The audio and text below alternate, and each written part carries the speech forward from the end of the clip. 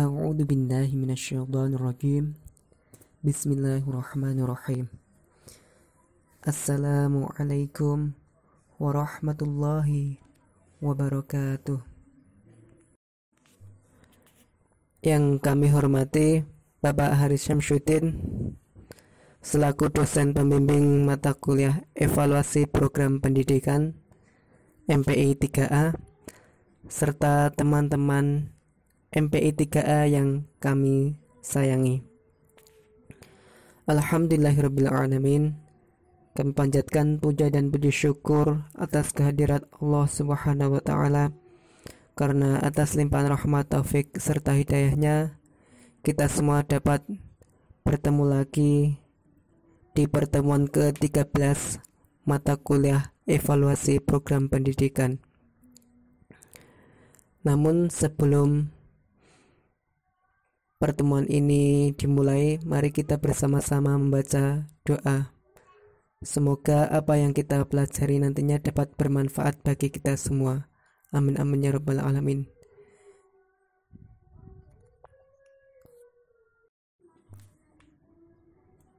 Baik, selanjutnya perkenalkan, kami dari kelompok 5 yang beranggotakan Cita Aina Sabik, Ulfa Sri Suudah, Talia Salsabila, Putri Novita Widya Santri, Joni Rizkianto, dan Asna Fitriatus Solihah. Pada pertemuan ke-13 ini, kami dari kelompok 5 akan membahas materi tentang program BOS atau bantuan operasional sekolah. Apa sih itu BOS?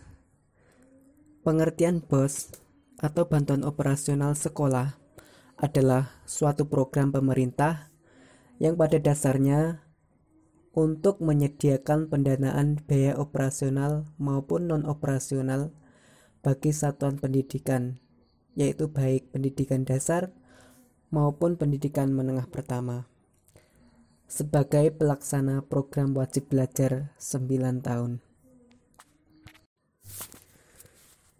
Yang selanjutnya yaitu tujuan program BOS.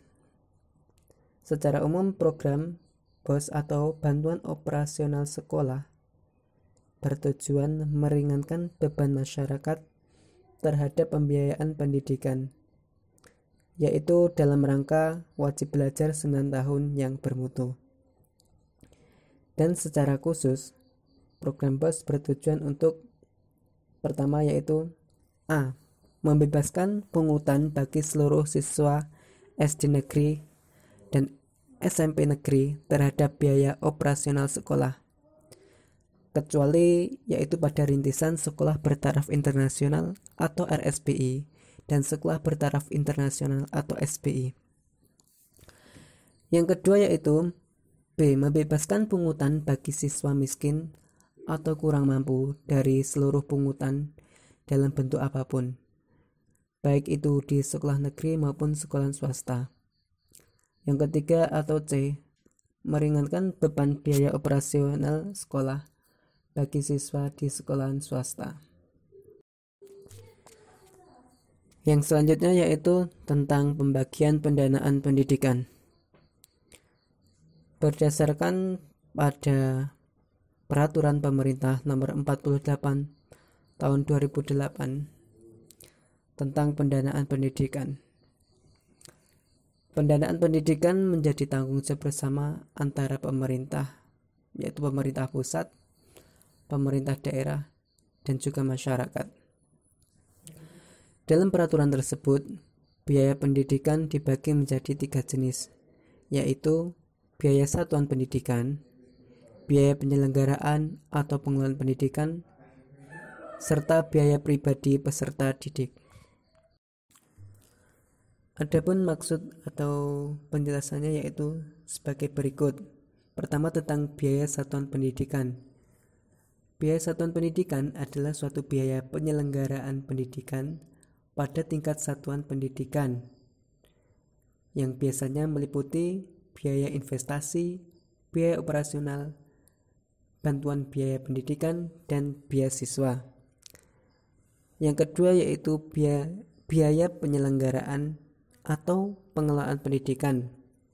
Maksudnya yaitu biaya penyelenggaraan atau pengelolaan pendidikan oleh pemerintah, baik itu pemerintah pusat, pemerintah provinsi, pemerintah kabupaten atau kota, maupun satuan pendidikan yang didirikan oleh masyarakat.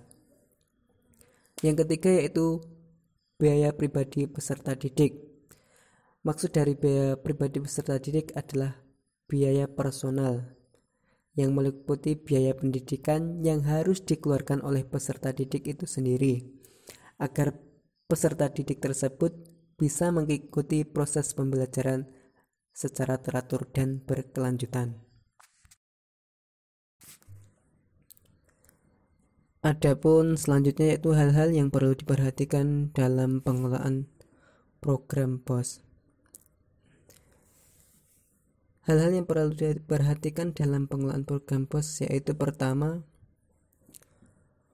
program BOS harus menjadi sarana penting untuk meningkatkan akses dan mutu pendidikan, yaitu pendidikan dasar 9 tahun yang bermutu. Yang kedua, dengan adanya program BOS, tidak boleh ada siswa miskin atau kurang mampu yang putus sekolah dengan alasan tidak bisa atau tidak mampu membayar iuran atau pungutan yang dilakukan oleh sekolah. Yang ketiga yaitu anak lulusan sekolah setingkat sekolah dasar atau SD harus diupayakan kelangsungan pendidikannya ke sekolah setingkat SMP. Jadi tidak boleh ada tamatan SD atau setara yang nantinya tidak dapat melanjutkan pendidikan. Jadi sebaiknya siswa tersebut diajak kembali ke bangku sekolah. Dan yang keempat, kepala sekolah harus berusaha mencari dan mengajak siswa sekolah dasar atau setara yang akan lulus dan yang berpotensi tidak melanjutkan sekolah untuk ditampung di sekolah menengah pertama atau setara.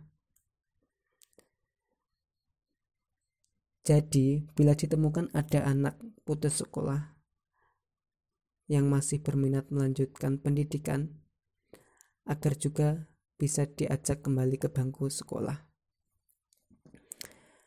Yang kelima yaitu kepala sekolah harus mengelola dana BOS secara transparan dan akuntabel. Jadi, dalam pengelolaan dana BOS tersebut, kepala sekolah harus terbuka. Dan yang keenam yaitu BOS tidak boleh menghalang-halangi peserta didik atau orang tua yang mampu atau walinya mampu memberikan sumbangan sukarela. Sumbangan tersebut yang tidak mengikat kepada sekolah. Artinya, sumbangan sukarela dari orang tua siswa tersebut harus bersifat ikhlas, tidak terikat waktu, dan tidak ditetapkan jumlahnya, serta tidak ada intimidasi bagi yang tidak bisa menyumbang. Mekanisme pencairan dana BOS. Adapun beberapa mekanisme dalam pencairan dana BOS yang harus dilaksanakan yaitu pertama, tim manajemen pusat mengumpulkan data jumlah siswa di setiap sekolah, yaitu melalui tim manajemen BOS provinsi yang kemudian menetapkan alokasi dana BOS tiap provinsi. Dan yang kedua, atas dasar data jumlah siswa di setiap sekolah, tim manajemen BOS pusat membuat alokasi dana BOS tiap provinsi yang nantinya dituangkan dalam DIPA provinsi atau daftar isian penyelenggaraan anggaran. Dan yang ketiga, tim manajemen BOS provinsi dan tim manajemen BOS kabupaten atau kota melakukan verifikasi ulang data tentang jumlah siswa tiap sekolah sebagai dasar dalam menetapkan alokasi di setiap sekolah tersebut. Dan yang keempat, tim manajemen BOS kabupaten atau kota menetapkan sekolah yang bersedia menerima BOS melalui surat keputusan atau SK. SK penetapan sekolah yang menerima BOS ditandatangani oleh Kepala Dinas Pendidikan Kabupaten atau Kota dan Dewan Pendidikan. Surat keputusan yang telah ditandatangani tersebut dilampiri daftar nama sekolah dan besaran dana bantuan yang akan diterima. Dan sekolah yang bersedia menerima dana BOS tersebut harus menandatangani surat perjanjian pemberian bantuan atau SPPB. Dan yang kelima, tim manajemen BOS kabupaten atau kota mengirimkan surat keputusan tersebut, yaitu surat keputusan alokasi BOS dengan melampirkan daftar sekolah ke tim manajemen BOS provinsi serta tembusan ke bank atau pos penyalur dana dan sekolah penerima BOS. Yang selanjutnya yaitu tentang penggunaan dana BOS. Penggunaan dana BOS di sekolah sebaiknya harus didasarkan pada kesepakatan dan keputusan bersama, yaitu antara tim manajemen BOS sekolah, dewan guru, dan komite sekolah yang harus didaftar sebagai salah satu sumber penerimaan dalam RKAS atau RAPBS, di samping dana yang diperoleh dari pemerintah daerah atau sumber lain yang sah. Jadi, hasil kesepakatan penggunaan dana BOS atau dana-dana lain tersebut harus dituangkan secara tertulis dalam bentuk berita acara rapat yang nantinya dilampiri tanda tangan seluruh peserta rapat yang hadir. Jadi dari seluruh dana BOS yang diterima oleh sekolah wajib menggunakan sebagian dana tersebut untuk membeli buku teks pelajaran ataupun mengganti buku-buku yang telah rusak. Buku yang biasa dibeli untuk tingkat sekolah dasar misalnya yaitu buku tentang pelajaran pendidikan keagamaan, mata pelajaran seni budaya dan keterampilan. Dan untuk sekolah di tingkat SMP adalah buku-buku mata pelajaran ilmu pengetahuan sosial, ilmu pengetahuan alam, maupun mata pelajaran tentang teknologi informasi dan komunikasi. Adapun jika ada kelebihan, selebihnya dapat digunakan untuk membiayai kegiatan-kegiatan lain, yaitu misalnya pertama biaya kegiatan penerimaan peserta didik baru, yaitu untuk biaya pendaftaran, pembuatan spanduk, konsumsi dan sebagainya. Kedua, untuk pembelian buku referensi untuk perpustakaan, yaitu khususnya bagi sekolah yang tidak menerima DAK atau dana alokasi khusus. Untuk pembelian buku teks pelajaran lain sebagai koleksi di perpustakaan sekolah, pembiayaan kegiatan pembelajaran dan kegiatan siswa lainnya seperti pembelajaran remedi, pengayaan, pembelajaran saat persiapan ujian seperti tryout, dan kegiatan siswa lainnya tersebut meliputi seperti pramuka, UKS, dan sebagainya. Selanjutnya untuk pembiayaan ulangan harian, ujian sekolah, dan laporan hasil belajar siswa yang biasanya dituangkan dalam rapot. Selanjutnya untuk pembiayaan pembelian bahan-bahan habis pakai seperti buku tulis, kapur tulis, penghapus, dan sebagainya. Untuk membayar biaya langganan daya dan jasa, biasanya itu listrik, air, telepon, internet, yang sekarang biasanya untuk membayar wifi dan lain sebagainya. Untuk selanjutnya bisa digunakan untuk pembiayaan perawatan sekolah, pembayaran honorer bulanan guru bagi guru-guru honorer, untuk biaya pengembangan profesi guru seperti KKG, GMP, dan pelatihan-pelatihan lain. Dan selanjutnya untuk pemberian bantuan bagi siswa miskin, yaitu bantuan transportasi dan lain sebagainya. Yang selanjutnya untuk pembiayaan pengelolaan BOS, pembelian komputer, dan lain sebagainya. Dan apabila dana BOS masih tersisa, bisa juga untuk membeli alat peraga pendukung pembelajaran seperti mesin ketik dan peralatan-peralatan untuk UKS dan pramuka.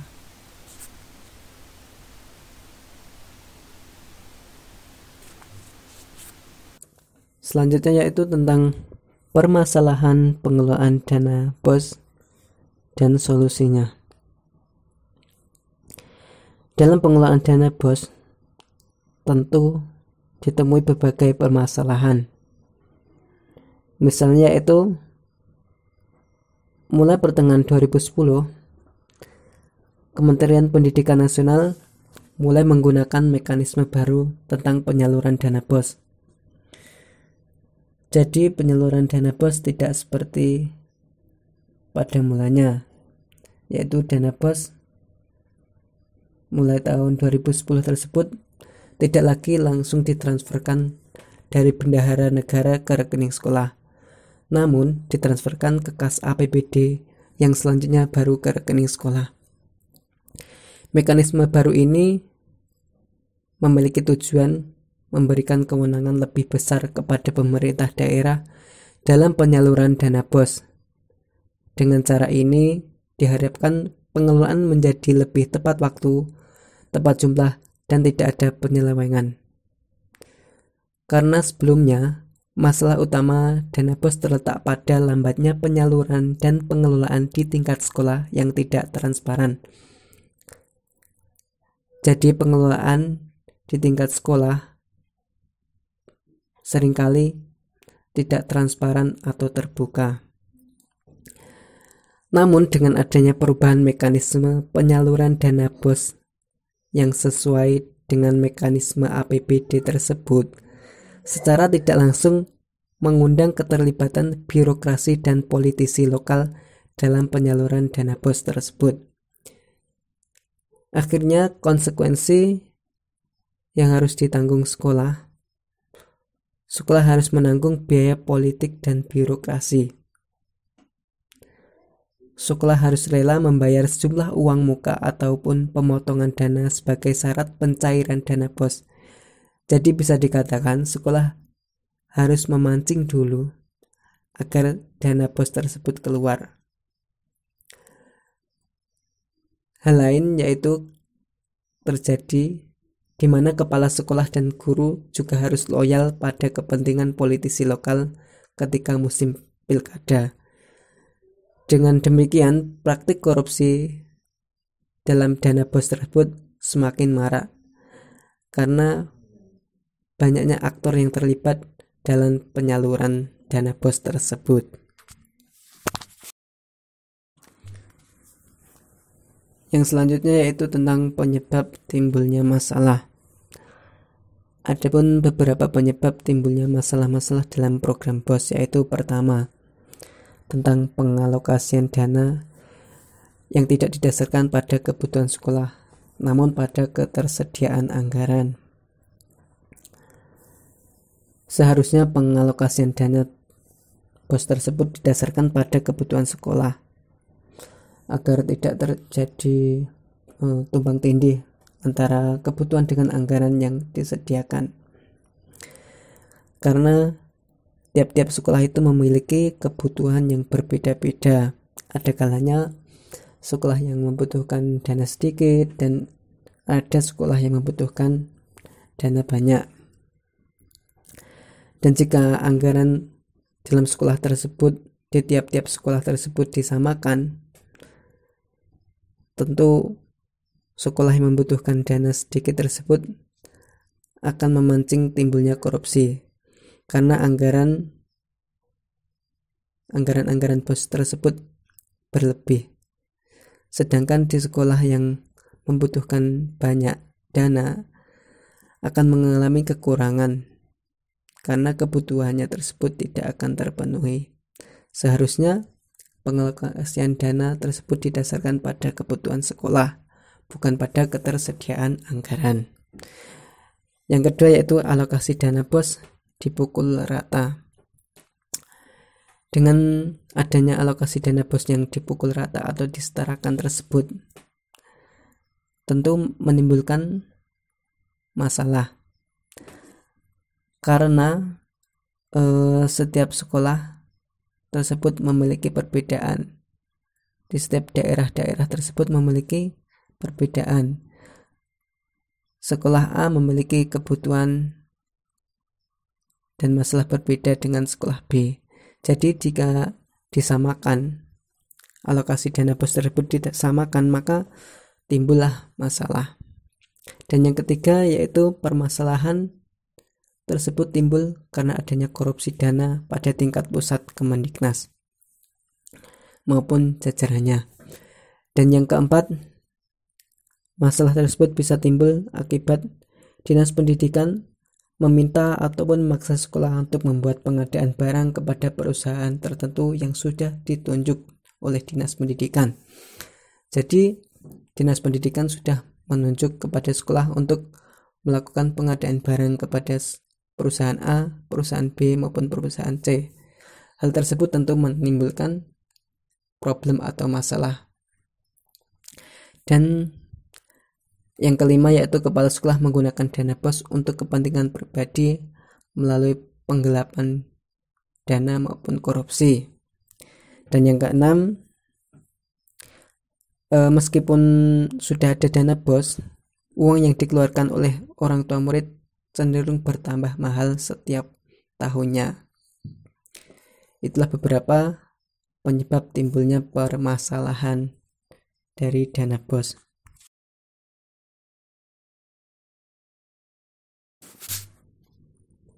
Lalu bagaimana hal tersebut bisa terjadi? Hal tersebut sangat mudah terjadi karena dalam penerapannya program dana BOS tersebut pengawasan atau fungsi controlling sangat kurang. Jadi tidak ada partisipasi, transparansi, dan akuntabilitas dalam proses implementasi anggaran di semua tingkat penyelenggara. Misalnya di Kemendiknas, Dinas Pendidikan maupun sekolah. Pada tingkat pusat, misalnya Kemendiknas, proses penganggaran pun biasa dimonopoli. Lalu penyebab lain misalnya pada tingkat penyelenggara, yaitu sekolah dan perguruan tinggi, tidak ada aturan mengenai mekanisme penyusunan anggaran, sehingga warga dan stakeholder tidak memiliki akses untuk mendapat informasi mengenai anggaran, sehingga mereka tidak bisa melakukan pengawasan atau kontrol. Lalu, untuk lembaga pengawas internal seperti Itjen, Bawasda, dan Bawasko tidak mampu menjalankan fungsinya.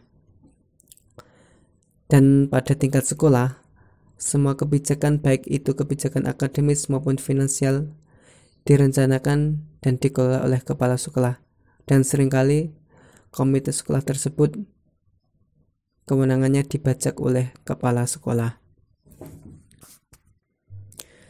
Selain itu, penyelewengan dana BOS yang paling mungkin terjadi yaitu melalui setoran awal kepada dinas sebelum dana BOS itu dicairkan atau di dalam sekolah itu sendiri.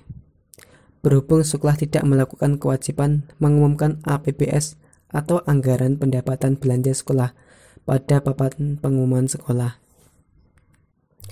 Selain itu, penyusunan APBS atau anggaran pendapatan belanja sekolah, terutama tentang pengelolaan dana yang bersumber dari BOS tersebut, kurang melibatkan partisipasi orang tua murid. Akhirnya, kebocoran dana BOS di tingkat sekolah tidak dapat dihindari. Selain itu, seperti dokumen SPJ atau surat pertanggungjawaban dana BOS yang kurang atau bahkan tidak dapat diakses oleh publik apabila ada kebutuhan informasi atau kejanggalan dalam pengelolaan dana BOS. Dengan adanya problem-problem tersebut, diharapkan adanya solusi yang bisa menyelesaikan permasalahan yang ditimbulkan tersebut. Permasalahan yang muncul dalam pengelolaan dana BOS memang sudah banyak disinyalir di beberapa tempat. Oleh karena itu, hal yang paling penting adalah meminimalisir kesempatan dan peluang agar tidak bisa terjadi dan tidak ada kesempatan bagi oknum untuk keluar dari aturan yang sudah berlaku. Menghapuskan kebijakan pendidikan yang bersubsidi jelas bukan menjadi solusi, karena memang pada intinya pendidikan adalah kebutuhan primer yang harus dipenuhi. Dan undang-undang kita telah mengamanatkan untuk memberikan layanan gratis untuk pendidikan dasar. Oleh karena itu, penghapusan kebijakan BOS bukan menjadi solusi bagi permasalahan pengelolaan dana BOS. Namun ada beberapa langkah yang mungkin bisa diambil oleh pemerintah dalam menanggulangi permasalahan tersebut. Di antaranya yaitu yang pertama yaitu melalui peninjauan kembali kebijakan, di mana maksud dari peninjauan kembali kebijakan tersebut bukan berarti menghapuskan program, namun memperbarui desain program BOS agar bisa menjadi solusi, di mana maksudnya apabila ada problem dalam program BOS tersebut dicarikan solusi yang sesuai dengan problem tersebut. Lalu bisa juga dengan pemerintah mengatur kembali pendanaan, yaitu mengatur kembali pendanaan untuk sekolah yang sudah maju secara finansial. Jadi bagi sekolah-sekolah yang sudah maju,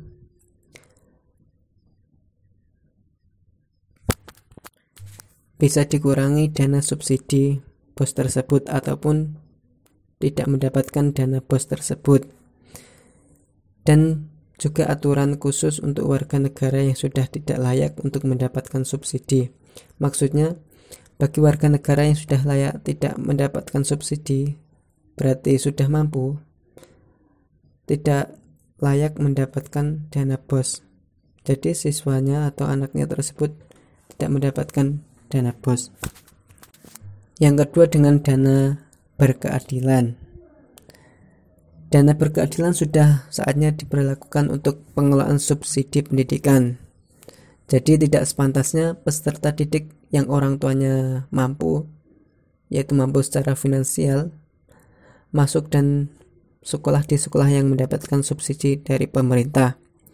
Sehingga di sini dibutuhkan peran serta dari sekolah untuk benar-benar mendata peserta didik yang layak untuk disubsidi atau diberikan dana BOS. Yang ketiga yaitu melalui pengawasan yang efektif dan efisien. Pengawasan yang efektif dan efisien ini maksudnya yaitu pengawasan di segala bidang. Karena sementara ini pengawasan hanya terjadi dalam pelaporan saja. Lalu untuk implementasinya kurang begitu diawasi. Jadi agar penguasaan efektif dan efisien dalam penerapannya juga harus diawasi dengan baik. Dan solusi yang keempat yaitu pendampingan dari ahli yang kompeten.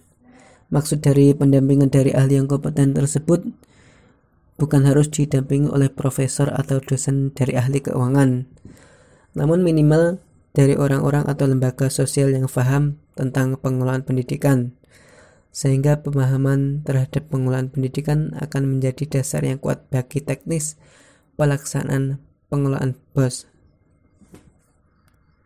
Hal tersebut bisa didampingi oleh mahasiswa administrasi pendidikan atau lembaga sosial lainnya.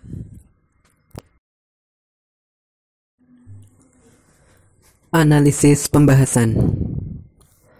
Mekanisme pencairan BOS pada mulanya berasal dari pusat. Namun sejak pertengahan 2010, dana BOS ditransfer ke pemerintah daerah yang akan menjadi sumber APBD. Sehingga saat ini sekolah-sekolah tidak lagi menerima langsung dari rekening pusat, namun bersumber pada APBD. Penggunaan dana BOS diperuntukkan bagi seluruh biaya operasional rutin sekolah. Sedangkan untuk biaya pembangunan tidak lagi berasal dari BOS. Penyalahgunaan pengelolaan dana BOS banyak ditemukan di beberapa daerah. Kasus yang paling sering adalah penggelembungan jumlah siswa. Jadi jumlah siswa tersebut didata tidak sesuai dengan jumlah aslinya. Misalnya jumlah siswa ada 100, bisa juga digelembungkan menjadi 110 dan sebagainya. Lalu dengan penyalahgunaan dana dan bahkan data dan pelaporan fiktif sering menghiasi surat kabar tentang penyelewengan dana BOS.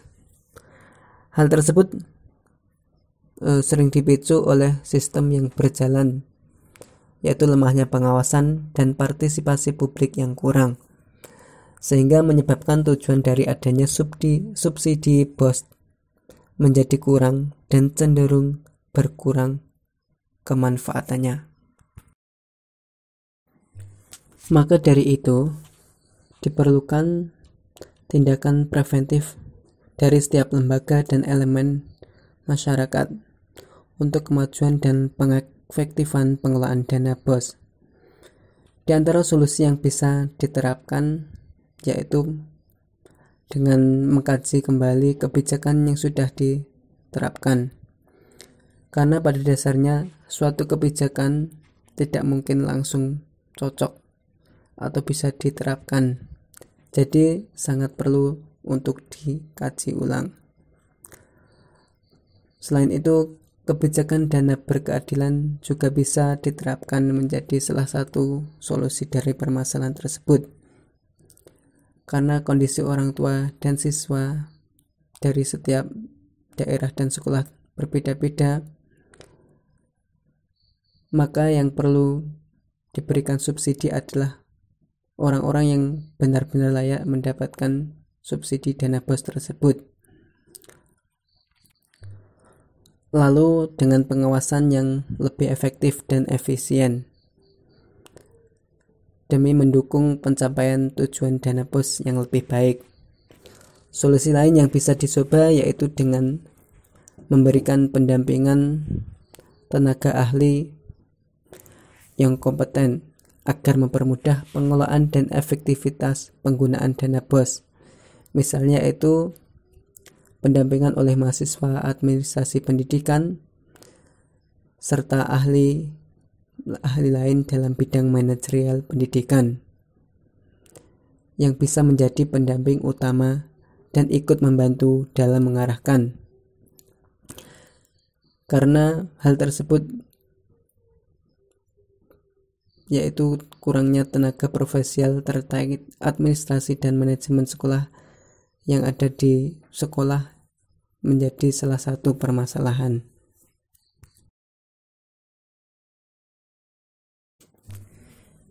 Dari beberapa materi yang telah kita bahas bersama, kami bisa memberikan saran atau rekomendasi kepada beberapa pihak, yaitu baik kepada pembaca, pelaku pendidikan, maupun pelaksana teknis pendidikan.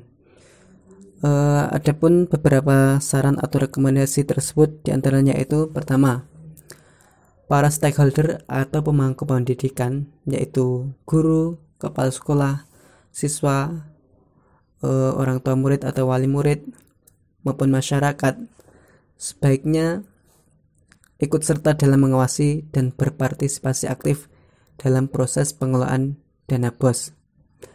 Karena hal tersebut akan sangat berpengaruh pada efektivitas penggunaan dana BOS.